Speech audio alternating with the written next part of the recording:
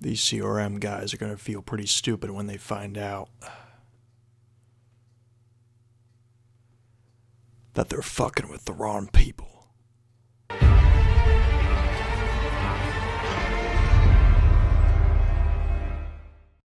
Hello everyone, Spencer Stabio here. Well, the first episode of The Ones Who Live has finally arrived, and I decided to start this recap and review series. I don't know, it's like the first time I'm doing one of these. I just thought it would be fun to just help with like the hype around, the show and to help, get myself hyped. So I hope you guys end up enjoying this series of videos and keeping the hype train going for this show. So yeah, basically I'm just gonna do like a general recap of events through the episode, and then just give my general thoughts about the episode in general. So without further ado, let's get into it.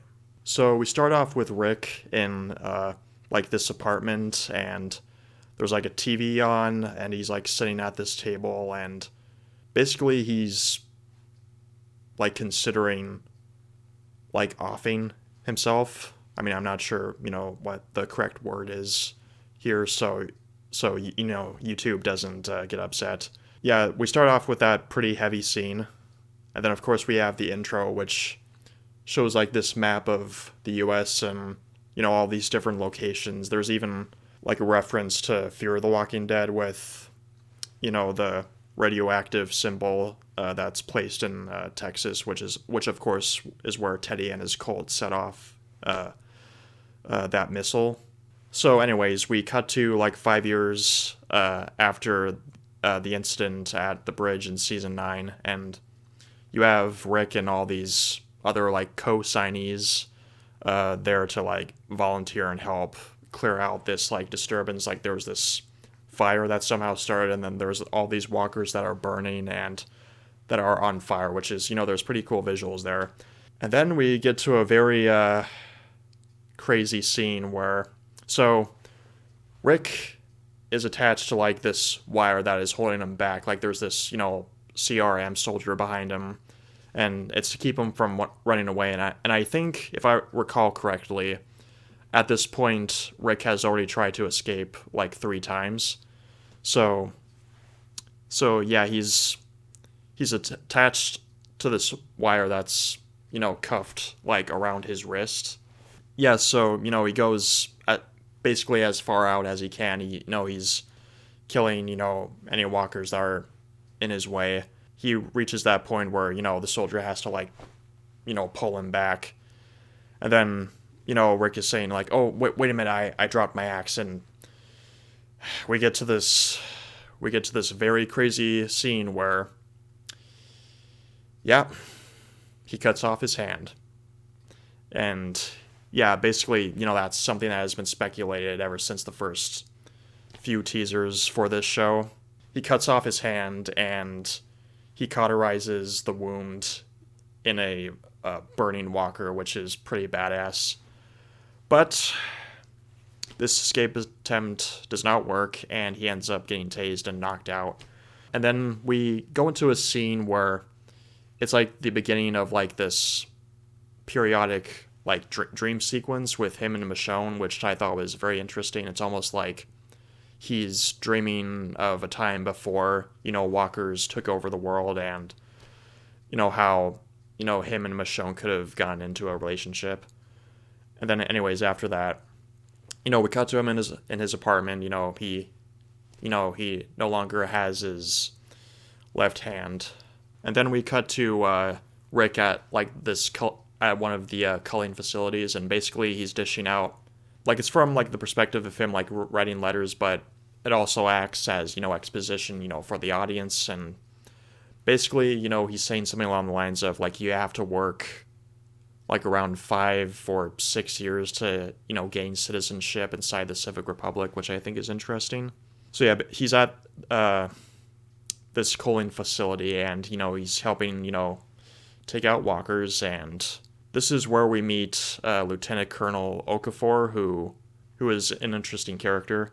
And basically, Okafor, throughout the years when Rick has been, with the CRM, he's acting as his guardian angel and like as a mentor in some fashion, because basically Okafor has like this plan which we'll get into later, and basically he sees something in Rick, and he sees him as a way, or as he sees him as someone of use for his plans. But anyways, we see Rick in this episode build up this like camaraderie with like this guy named Esteban, who works with like the water filtration for the Civic Republic. For what we've seen so far, I found him to be quite an enjoyable character.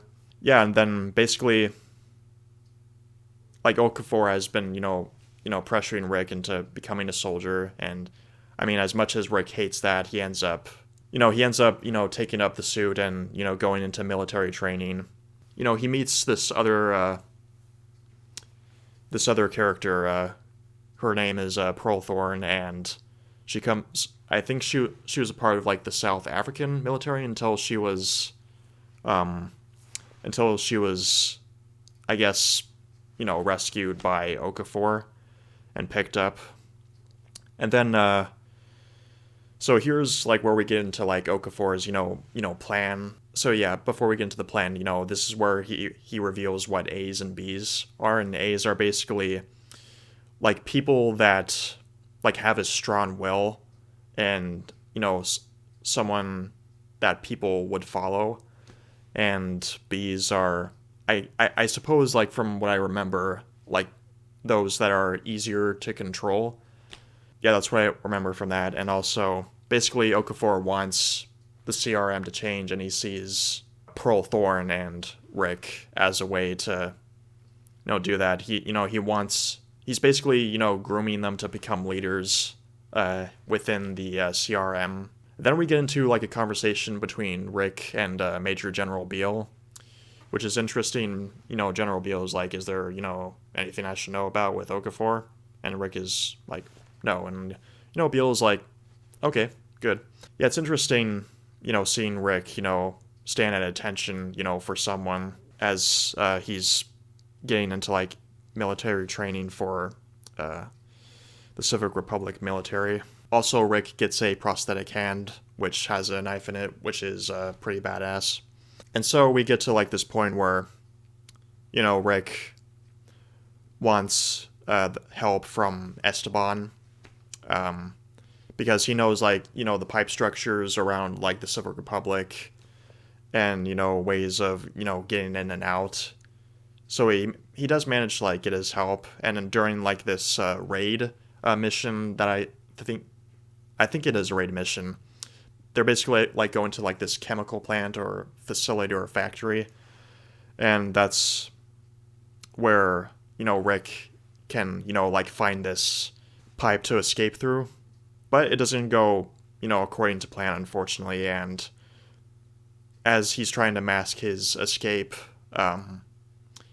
he comes across like this girl who is like walking amongst like the walkers, and she freaks out, and Rick, goes after her and tries to, take out as many walkers as he can. And then, Pearl Thorne comes in to help, and, Pearl Thorne sees what Rick is doing. And basically what Pearl Thorne is telling Rick throughout this whole episode is that, like, this is our reality now. The people that we love that are outside, we simply can't see them again. And this is our reality. We're stuck here, and that's that.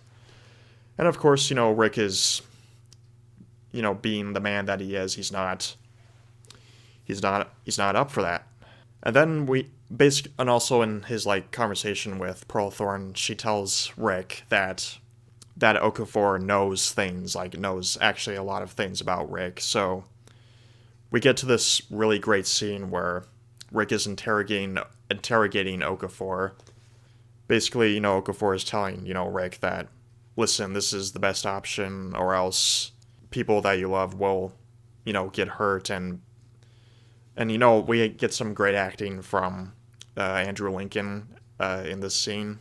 And yeah, basically they get into like a tussle, they get into like a little fight, and Okafor reveals that he was there during Project Cobalt, like at the beginning of everything. Like he was there when, the military was bombing Atlanta, and he was also there in Los Angeles, as we've seen, Fear the Walking Dead. And also, as they were heading towards, Philadelphia, he actually turns on the army, and actually, I think, if I remember correctly, he actually took out, like, 4,000 Marines in, like, that stadium that they were earlier in the episode, which is crazy. We cut back to, like, Rick's apartment, and, Rick and Thorne are watching, like, this televised broadcast that Omaha is destroyed. Of course, we see that in The Walking Dead World Beyond. So yeah, that was pretty interesting to see from like that perspective and, connecting everything, which I thought was pretty cool. Then we get to another scene that I really like, is that Rick has come to the conclusion that offing himself, that would make everything for nothing, and he's not going to be down for that. And he's going to choose to live. He's going to choose to stand on his feet and, hold out for as long as he can in the world. And I really liked that part.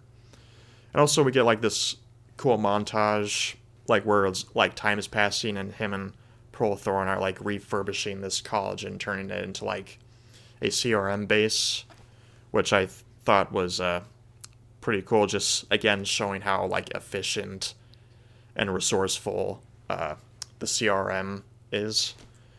And then we finally cut to the present, and Rick is, piloting this helicopter, and he's having a conversation with Okafor. He tells him this cool story about his dad, and it's actually, I thought this was really cool as well. We get more backstory on Rick's childhood. He actually grew up on a farm, and looking back at certain specific moments in the main show, they just make more sense, and I think that's pretty cool. And basically, what Rick is saying to Okafor, his dad, was telling him, like, their crops were burning from, like, the heat, I think, according to Rick. And basically his father is saying something along the lines of, how certain things need to end to have, like, a new beginning, and they actually ended up getting a lot of good crops in like the following year, I think. I don't know, it's just, more information around, Rick's childhood that I really enjoyed hearing. And then after that, we get to a batshit crazy scene where Okafor fucking dies. I was like, that threw me for a loop there, and yeah, we just get this crazy sequence in this helicopter as it goes down. Like, how Okafor dies, he's hit by a missile, or this precise like missile that gets stuck in him, and he ends up fucking blowing up right next to Rick, and like the helicopter ends up getting shot down, and the helicopter crashes. Then eventually we see like this figure in the background as they're killing, CRM soldiers one by one until they eventually get to Rick. And Rick takes off his helmet, and this mysterious stranger takes off their helmet, and it's none other than Michonne. And how do I feel about having this reunion this early on? At the moment, I would have rather have preferred we wait at least until... We would have waited at least until episode 3 for that reunion, but I don't know. We'll see where, the show ends up, heading from there, and how everything, pieces together. So, anyways, my general thoughts on the episode. Frickin' phenomenal. I mean, like, just something I noticed, like, right away. Like, the cinematic quality has reached that point where you can easily mistake it for, like, a future film, which is amazing.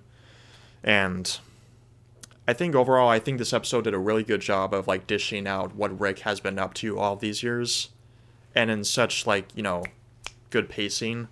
as it goes from like scene to scene. I thought that flowed really well, and it's such a welcome return for Andrew Lincoln as Rick Grimes. He just absolutely kills it, and I think this show might end up giving us some of his best acting in years.